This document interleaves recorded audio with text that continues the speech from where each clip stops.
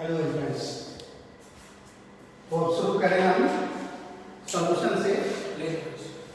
याद होगा सॉल्यूशन में हमने ढेर सारा चीज बता दिए थे और पिछले क्लास में मैं बताया था solubility of gas in liquid. याद है ना? Solubility of gas in liquid क्या बताया गया?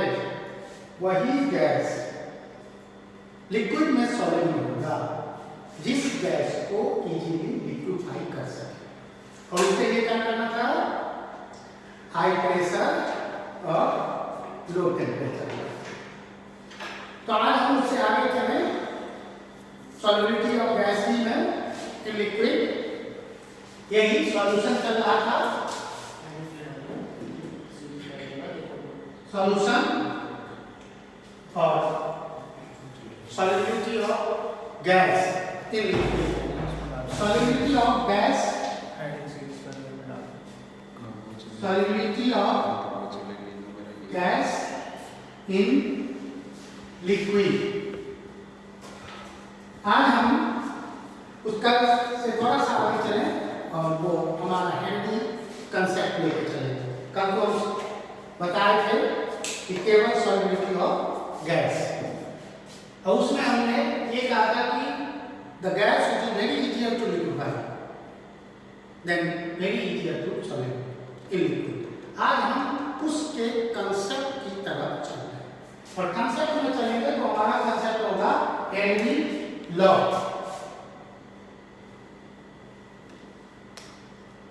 यहां भी एक हेनरी लॉ जो है,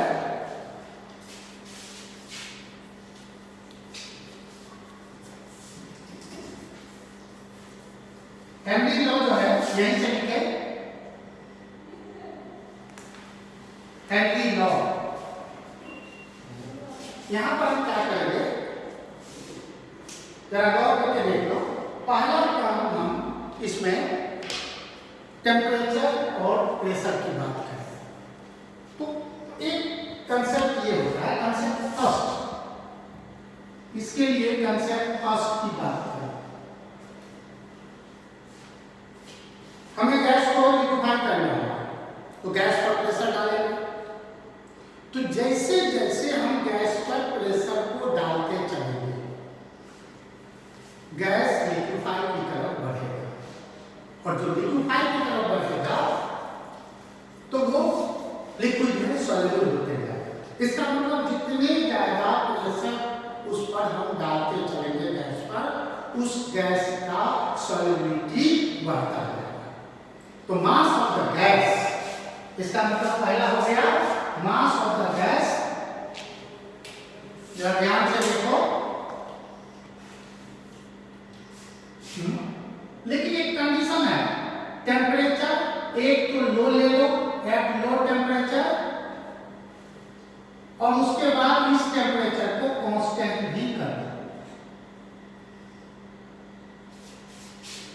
और जब कांस्टेंट कर दिए तो क्या हो जाएगा? Mass of the gas is directly proportional to pressure, directly proportional to the directly proportional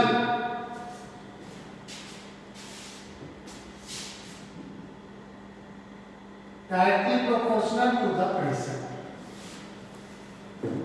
अगर गौर करके देख लो, m is directly proportional to T, m is equal to any constant for Henry into pressure, where kh Henry constant। अब एक बात गौर करके देखिए, इससे एक बात ये पता चला कि अगर हम प्रेशर को चेंज करते चले तो मास ऑफ द गैस भी चेंज होते जाएगा। इसका मतलब अगर सपोज करो pressure changes to P1 to P2, then mass also changes from M1 to M2। होगा कि नहीं होगा? अगर इस तरह का कंडीशन होगा तो उस कंडीशन में क्या हो जाएगा, जरा गौर करके देख लो तो उस कंडीशन में M1 is equal to constant तो सेम होगा into P1, M2 is equal to KH into P2। अब इसको डिवाइड कर दो, KH तो कैंसिल हो जाएगा ना। अगर KH कैंसिल हो जाएगा तो उस कंडीशन में क्या हो जाएगा, M1 by M2 is equal to P1 by P2। यहाँ तो इससे क्या हो जाएगा, इससे तुमको न्यूमेरिकल बनाने में आसान होगा। क्या हो जाएगा, पर्टिकुलर प्रेशर पर मास ऑफ द गैस दिया रहेगा तो कहेगा इस प्रेशर पर कितना मास गैस का डिजॉल्व करेगा। तो बच्चों समझ में आ गया होगा कि इस तरह के क्वेश्चन में हम न्यूमेरिकल बनाने के लिए किस तरह का फॉर्मूला यूज करें, तो इस टाइप का फॉर्मूला हम यूज कर सकते हैं। अब हमारे पास दूसरे मेथड से जो सबसे ज्यादा पूछा जाता है, जितने भी कंपटीशन हो उसमें भी पूछा जाता है, दूसरे मेथड, दूसरे टाइप, दूसरे कंसेप्ट से, तो सबसे पहले हम दूसरे कंसेप्ट से लेते हैं। अब जरा गौर करके देखो दूसरा कंसेप्ट, कंसेप्ट सेकंड।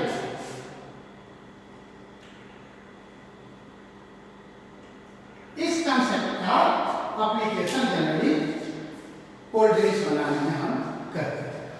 होता क्या है, यहां पर क्या कि सपोज करो जैसे कोल्ड ड्रिंक्स बनाते हैं, यहां पर तुमने क्या देखा कि प्रेशर बढ़ाएंगे तो सॉल्युबिलिटी बढ़ेगा।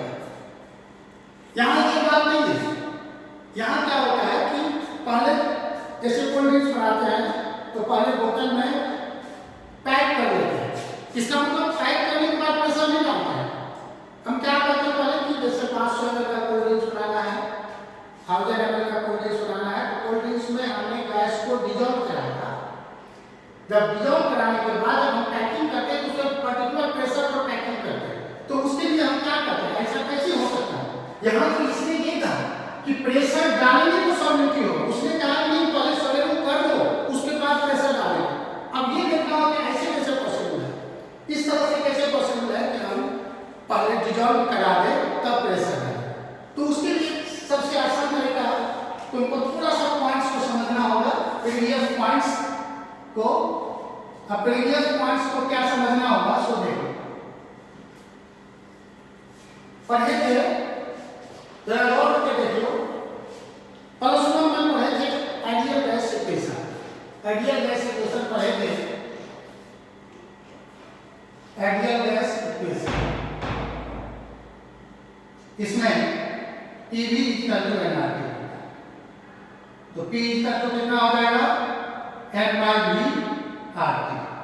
और याद होगा mole of solute by volume of solution in litre concentration होता है, तो कंसंट्रेशन CRT, जहां R का वैल्यू उनको पता था 0.0821 atm लीटर पर केल्विन पर।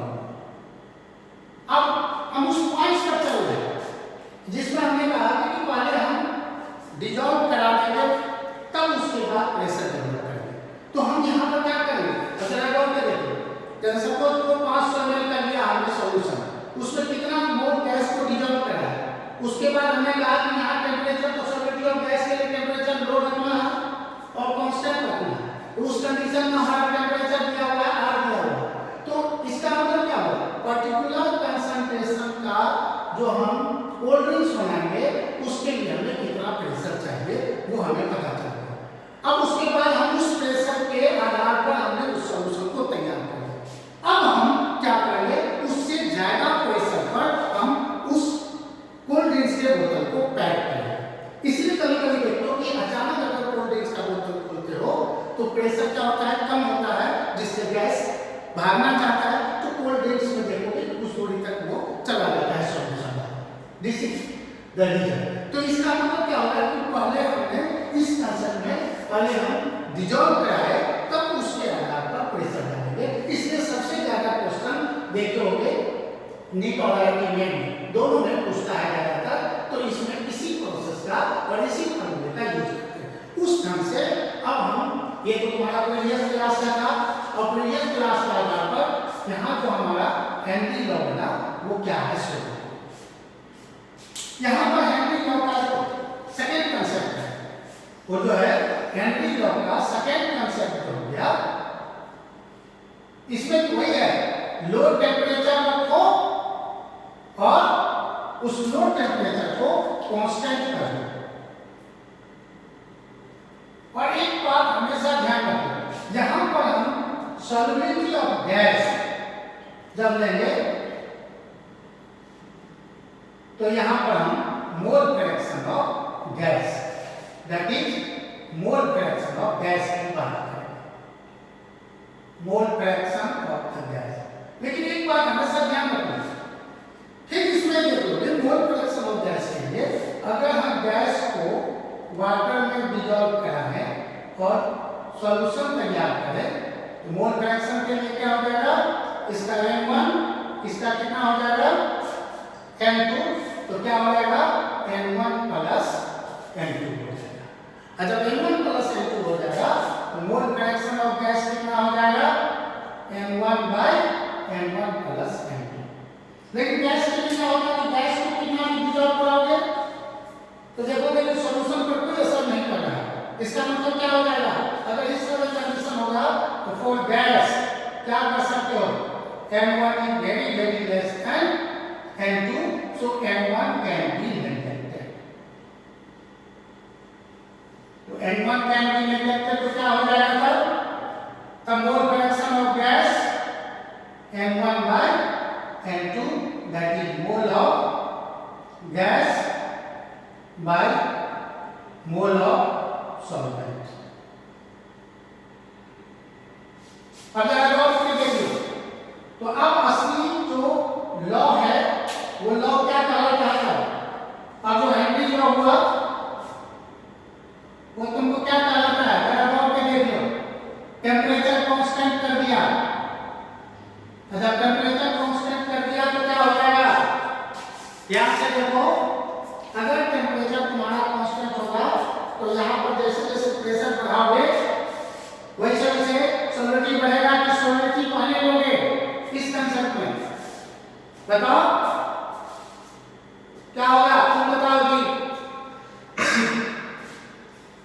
क्या हो जाएगा।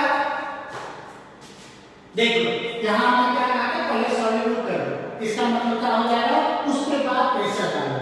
तो यहाँ पर हमारा जो कंसेप्ट हो जाएगा वो हो जाएगा partial pressure is directly proportional to the mole fraction of the gas, mole fraction of the gas।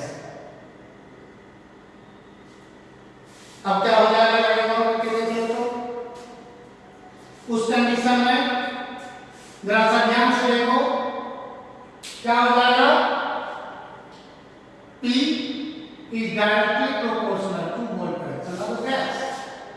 अब क्या कर सकते हो इसके आगे बताओ, इसके आगे हो जाएगा partial pressure is equal to any constant into hd, जहां इसको क्या कहेंगे अभी जस्ट बताए थे हेनरी लॉ कांस्टेंट या हेनरी कांस्टेंट। तो क्या हो जाएगा P is equal to x h अब into n1 by n2,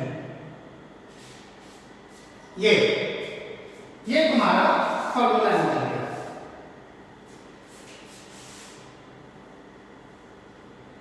अब जरा गौर से देख लो ये फॉर्मूला तुम्हारा फॉर्मूला नंबर 1 मान लो। अब जरा एक बात देखो गौर करके, अगर सपोज करो अभी जस्ट हमने लिखा है कि H is equal to pressure by h और एक प्रेशर कांस्टेंट है तो जानते हो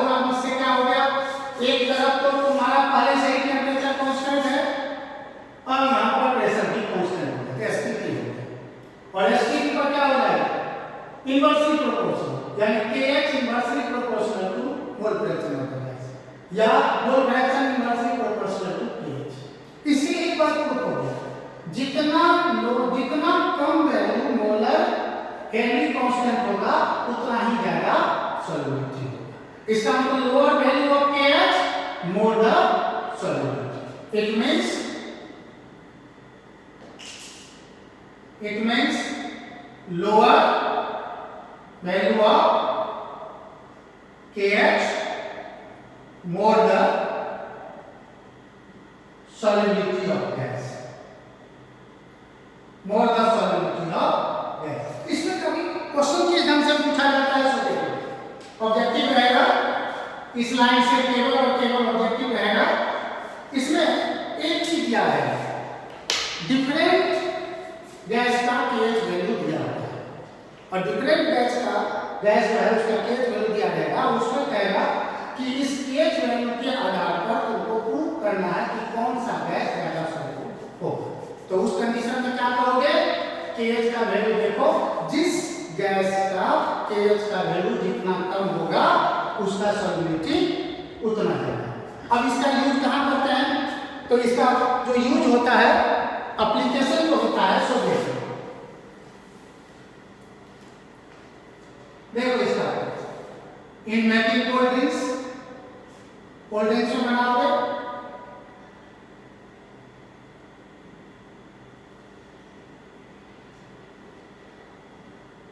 माउंटेनिंग पहाड़ पर देखोगे सिलेंडर लेके जाता रहता है, डिजॉल्व गैस होता है इन माउंटेनियरिंग,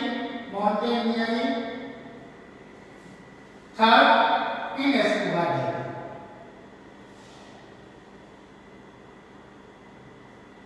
अब इसमें कभी कभी क्या होता है, अब तुम्हें न्यूमेरिकल बनाना, क्योंकि इस चैप्टर से न्यूमेरिकल सबसे अधिक होता है। अब न्यूमेरिकल बनाना है तो सपोज करो कि तुमको न्यूमेरिकल में बनाना है फाइंड द, जैसे गौर से देख लो, तुम्हें न्यूमेरिकल दिया जाता है और उसको देखो, कोशिश करके देखो, तुमको इजीली बन जाएगा।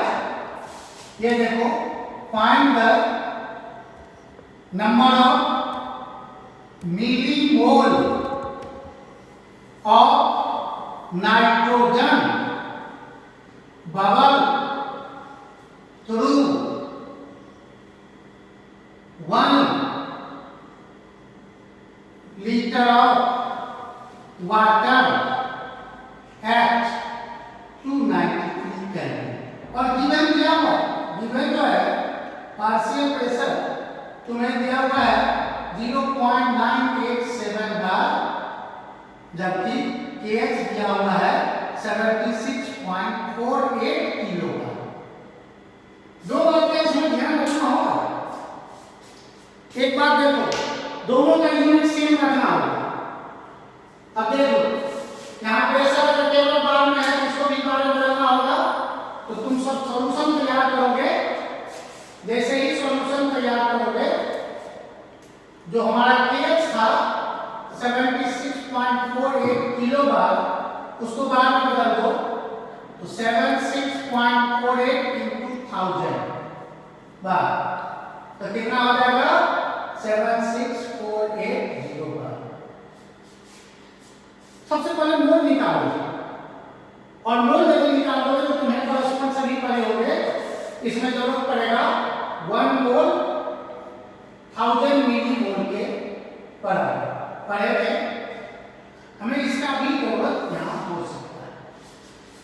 अब जरा गौर से देखिए, तुमको दिया हुआ कितना है, सो देखो, नाइट्रोजन गैस लिए, वाटर लिए, सॉल्यूशन में, ये हमारा मोल N1, ये N2, और N2 में कितना है जरा गौर से देख लो। सबसे पहले N2 निकालने के लिए दिया हुआ है 1 लीटर।